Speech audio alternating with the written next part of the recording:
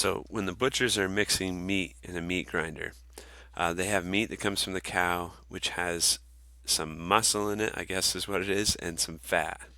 So there's a piece of like the cow's calf or something like that that's got some muscle and that's got a little bit of fat mixed in with the muscle. So they've got the meat piece, and then the butchers also have pure fat pieces available to them. You know, when they're trimming steak, there might be a really fatty piece of steak where they want to cut some of the fat off. So they've got pure fat that they're adding together. And if we add both those weights together, they're looking for a 20-pound mixture in this problem. Okay, so this is a variable. We don't know how much meat. It could be 15 pounds, could be 16, can't be over 20 though. We don't know how much fat that could be here. It could be 2 pounds, could be 3 pounds. So there's two variables in one equation. In math, if you have two variables in one equation, you can't solve for a number for each of them. So we got to look at what we have available to try to create another equation to help us. A separate equation we could do would deal with the amount of fat that we have from both of these. This is 100% fat. But this over here, the meat, they tell us that it's 7% fat. So if you take 7% of the meat that we're mixing in together, then you've calculated how much fat is coming from those meaty pieces. And then from the fatty pieces, 100%. So you can multiply by 1 if you want.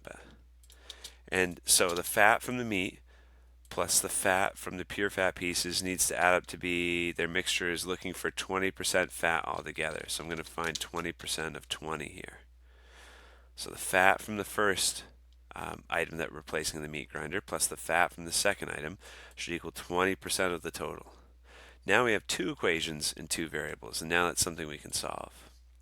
So we can make it a little simpler, a little easier on the eyes. We could say this is m plus f equals 20 for the first equation, and this is 0.07 m plus 1f, so we could just write f, equals, and now I'll just do this, 0.2 times 20 is 4.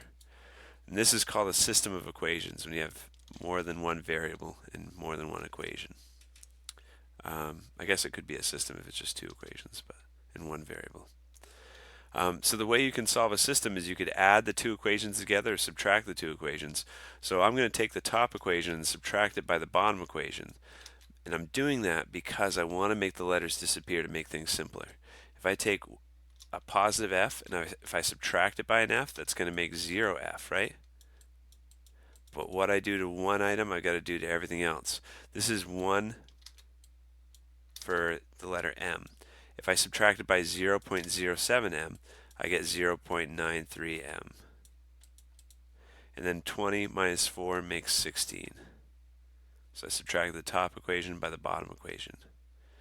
And 0 times f is just 0, so we got 0.93 m equals 16.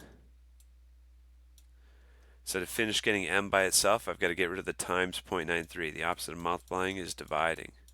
So divide 0.93 from both sides. Okay, so 16 divided by 0.93, 17.2 roughly. So that's how many pounds of this meat piece that we're going to want to add. I think back in my days of doing this, I think that was like the calf muscle. About 93% meat, 7% fat.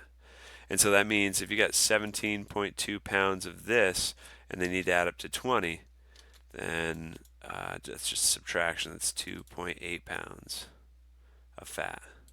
That way it adds up to 20. And there's our answer. That's how much meat, and that's how much of those pure fat pieces they should mix together.